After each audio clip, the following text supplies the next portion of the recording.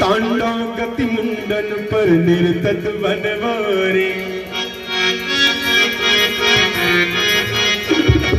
तांडव गति मुंडन पर निर्तत बनवारी, तांडव गति मुंडन पर निर्तत बनवारी, तांडव गति मुंडन पे नाचत बनवारी।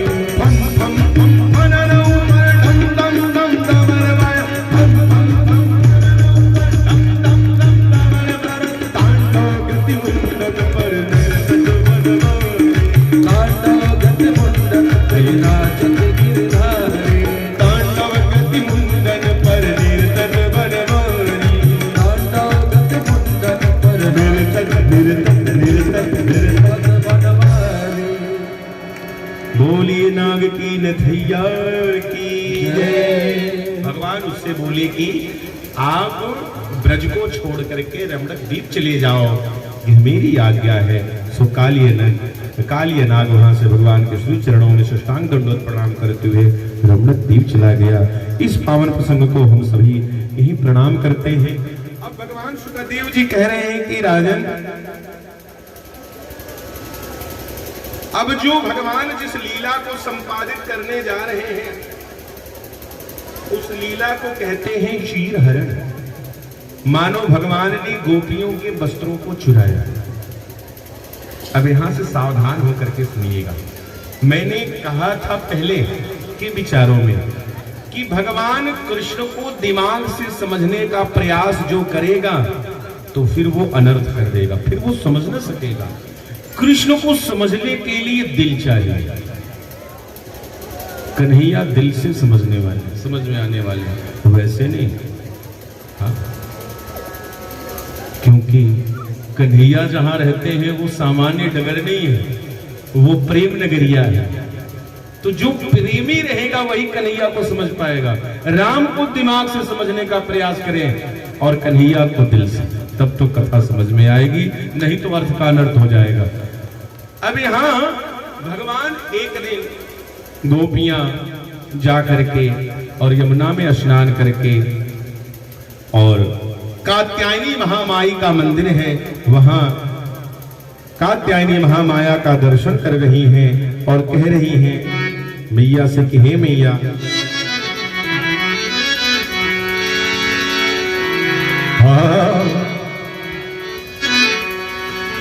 श्याम सुंदर तेरा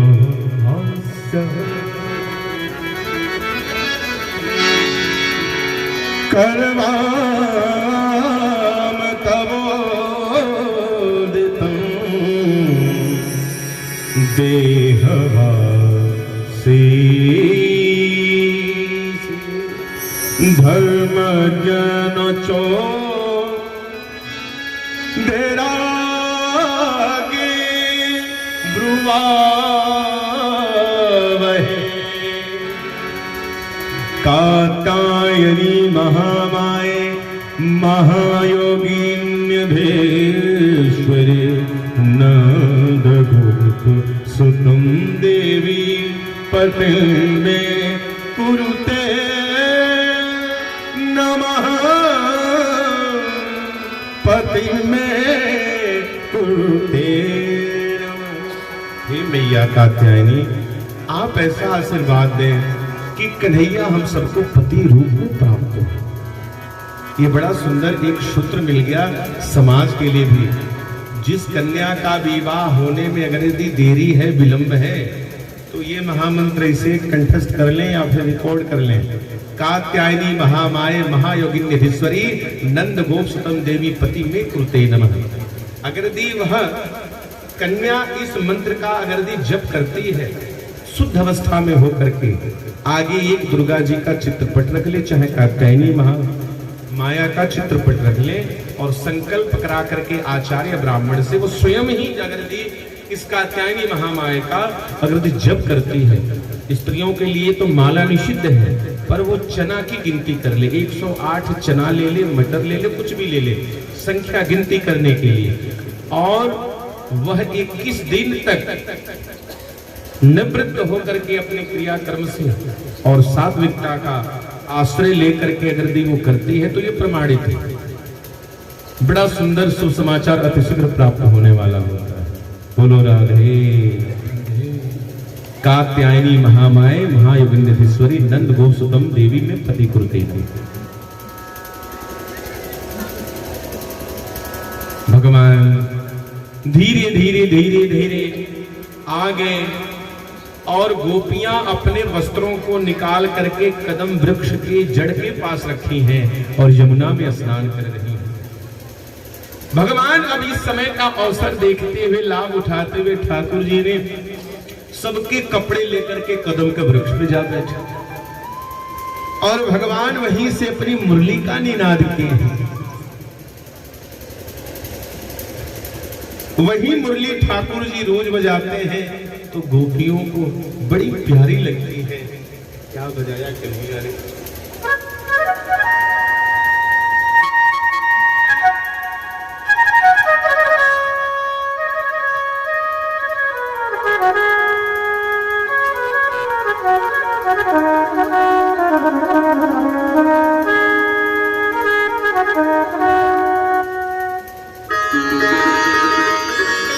गोपियां आज वही कन्हैया की इस बंसरी की धुन को आज श्रवण नहीं कर रही है। कह रही है कन्हैया बंद करो।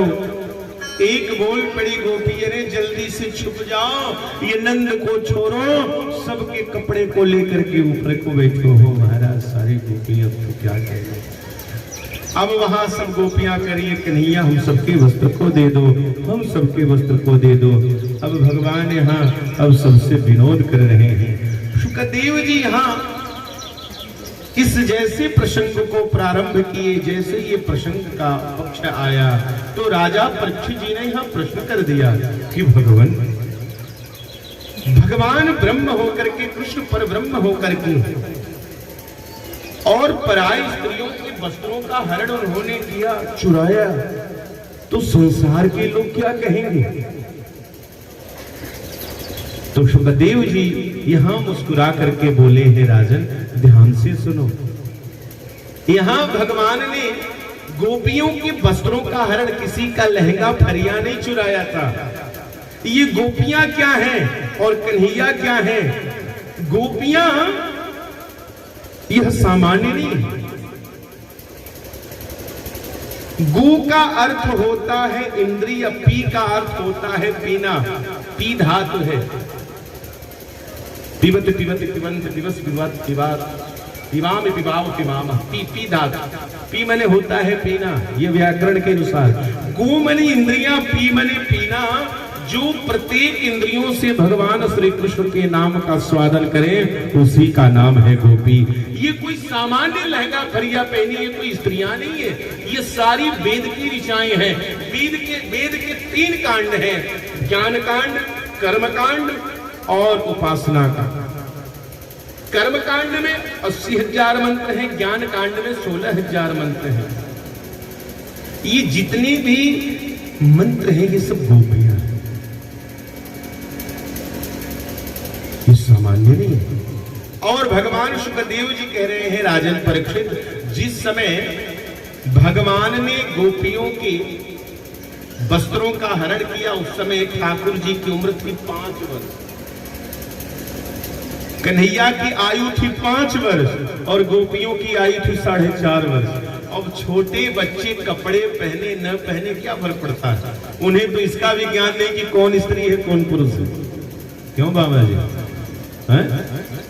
एक भाव पक्ष ये है। दूसरा भाव पक्ष, तीसरा भाव पक्ष ये है कि गोपियां हैं जीव और कन्हैया है ईश्वर।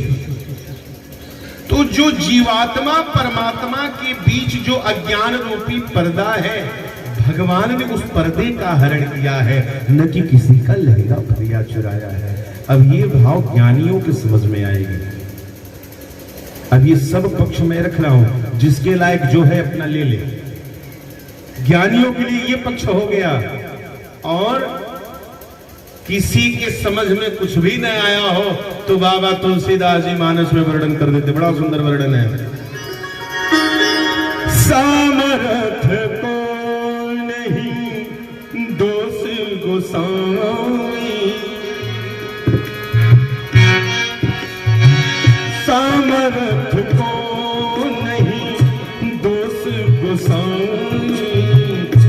रवि पावक सुर सर की नाही।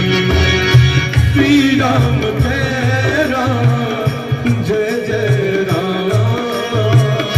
श्री राम जय राम जय जय राम। समरथ को नहीं दोष गोसाई। समरथ को नहीं दोष गोसाई। रवि पावक सुर सर की नाही। श्री राम जय राम जय जय राम। श्री राम जय राम जय राम।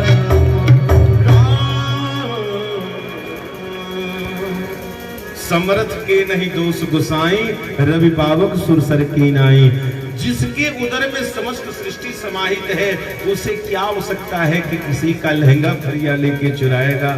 फिर भी वो समर्थवान है। समर्थवान को कोई पाप नहीं। तभी इस चौपाई को दुनिया के लोगों ने सुन करके बाबा तुलसीदास जी से प्रश्न खड़ा कर दिया। बाबा, तो इसका मतलब जो समर्थवान है, जिसके हाथ में डंडा है, जिसके हाथ में छुरी चाकू होगा, जिसके हाथ में पैसे होंगे, धन होगा, तो समर्थवान है। वो जब चाहे, जब किसी को चाहे झुका दे। तो तुलसी बाबा ने यहाँ प्रश्न का समाधान किया है कि बाबरे, समर्थवान वो नहीं जिसके पास साधन हो। समर्थवान तो वो होता है जिसमें कोई दोष